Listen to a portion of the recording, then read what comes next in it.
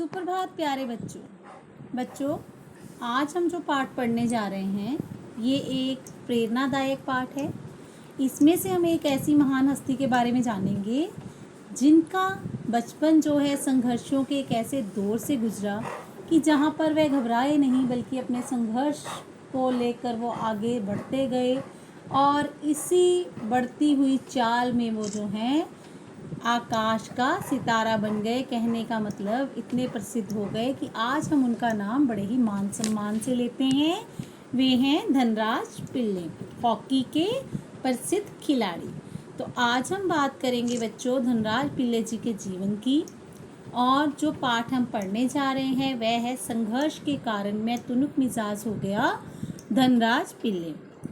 इस पाठ में बच्चों जो है विनीता पांडे ने धनराज पिल्ले जी का ये साक्षात्कार लिया है। साक्षात्कार जिसको आप इंग्लिश में इंटरव्यू भी बोलते हो, तो विनीता पांडे द्वारा लिया गया साक्षात्कार जो है वो इस पाठ के माध्यम से जो है बताया गया है। और यहाँ पर हम धनराज पिल्ले जी के जीवन के बारे में जानेंगे कि कैसे पुणे की तंग गलियों से लेकर मुंबई के हीरानंदानी पवई कॉम्प्लेक्स तक उनका लंबा सफ़र जो था वह कष्ट साध्य रहा। उस सफ़र के बारे में उन्होंने अपनी कुछ विशेष यादें जो हैं वो बताई हैं कि उनका बचपन बहुत मुश्किलों से भरा रहा। वे बहुत गरीब थे। उनके दो बड़े भाई हॉकी खेलते थे। उन्हीं के चलते धनराज पिल्ले जी को भी हॉकी खेलने का शौक़ पैदा हुआ, पर हॉकी स्टिक खरीदने के लिए उनकी हैसियत नहीं थी। इसलिए वे अपने साथियों से स्टिक उधार मांगकर काम चलाया करते थे। उनको अपनी हॉकी स्टिक तब मिली जब उनके बड़े भाई भारतीय कैंप के लिए चुने गए। अब उन्हें वो पुरानी स्टिक जो थी वो दे दी गई, लेकिन उनके लिए वह स्टिक जो थी वो बहुत ही कीमती थी क्योंकि वह उनकी अपनी थी। उन्होंने जूनियर राष्ट्रीय हॉकी सन 1985 में मणिपुर में खेली। तब वह सिर्फ 16 वर्ष के थे। देखने में दुबले पतले और छोटे बच्चे के जैसा चेहरा। अपनी दुबली पतली कद काठी के बावजूद भी उन्होंने ऐसा दबदबा बनाया, ऐसा भिड़ने की कोशिश की कि मैदान में से कोई भी बाहर ना आ सका। 1986 में उन्हें सीनियर टीम में डाल दिया गया और उनको जो है वह बोरी बिस्तरा बांध कर वह मुंबई चले आए, क्योंकि वहाँ पर उनका जो था पहला जो था ओलंपिक में भाग लेने का मौका मिला था। नेशनल कैंप से उनको बुलावा आया, पर वे वहाँ गए नहीं क्योंकि उनका नाम 57 खिलाड़ियों की लिस्ट में भी नहीं था। उनको इस बात के लिए बड़ी मायूसी हुई, मगर एक साल बाद ही ऑलविन एशिया कप कैंप के लिए उन्हें चुन लिया गया। तब से लेकर आज तक उन्होंने पीछे मुड़कर नहीं देखा। उनका विद्यार्थी जीवन, उनका स्कूल से जुड़ी हुई सारी यादें जो हैं वो उनके साथ ही रही। और वे बताते हैं कि पढ़ने में वे बहुत पिछड़ी थे। किसी तरह 10वीं तक वे पहुंच ही गए, मगर उसके आगे जो था उनको पढ़ना बहुत मुश्किल लगा। वे बताते हैं कि शायद एक चपरासी की नौकरी भी उनको ना मिलती, लेकिन आज वे बैचलर ऑफ साइंस या आर्ट्स भले ही ना कर पाए हों, लेकिन गर्व से वो कह सकते हैं कि मैं बैचलर ऑफ हॉकी हूँ, क्योंकि उनका सारा ध्यान जो था वह हॉकी पर था। इसलिए चाहे उन्होंने शिक्षा ग्रहण की या नहीं की, लेकिन उन्होंने खेल जगत में अपना एक नाम कमा लिया।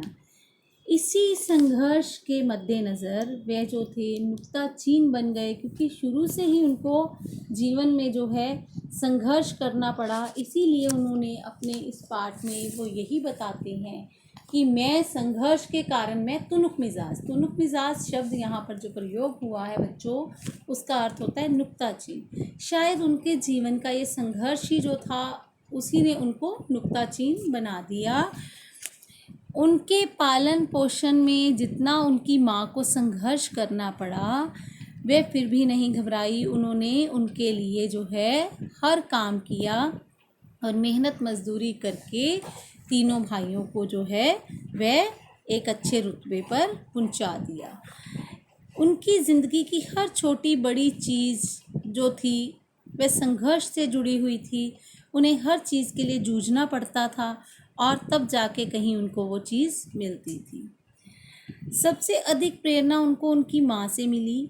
उन्होंने उनमें अच्छे संस्कार डाले और उन्हें अपनी प्रसिद्धि और शोहरत को विनम्रता से संभालने का जो है सीख दी, ताकि उनके अंदर घमंड या कोई ऐसा भाव जो है वो पैदा ना हो जो उनके संस्कारों के विरुद्ध हो।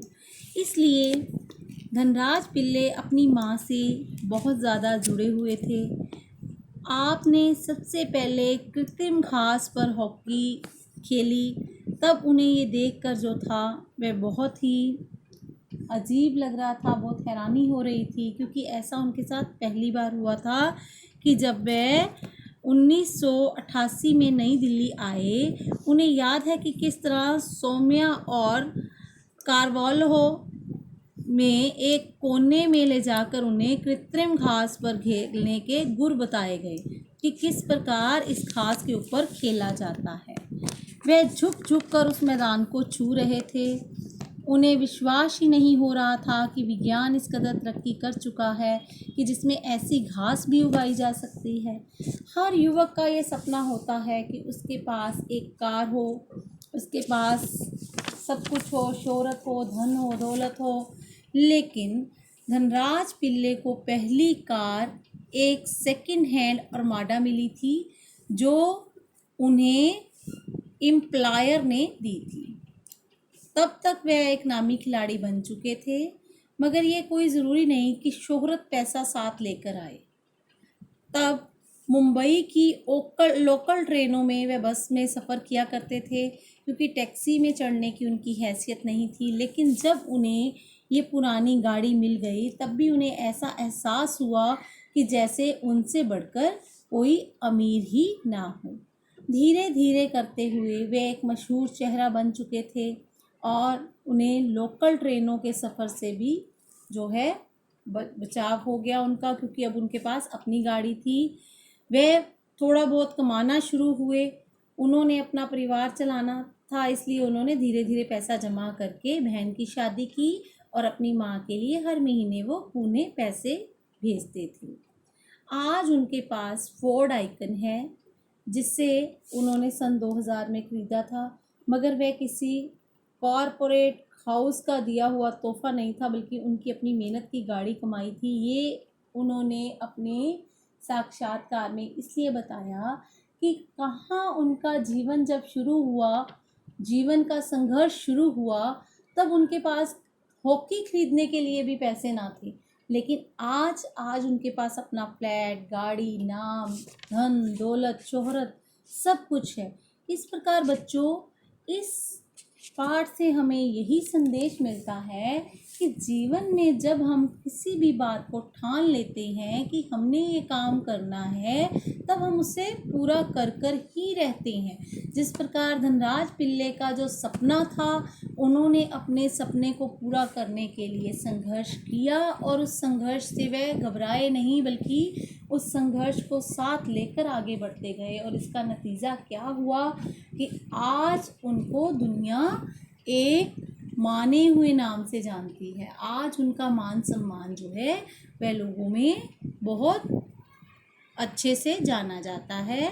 इसलिए बच्चों, हमेशा जो भी आपके सपने हैं उनको साकार करने के लिए कभी आपको अगर जीवन में संघर्ष करना भी पड़े तो पीछे मुड़ के मत देखना, बल्कि अपने संघर्ष को जारी रखना। सफलता जो है वह स्वयं ही आपके पास आएगी।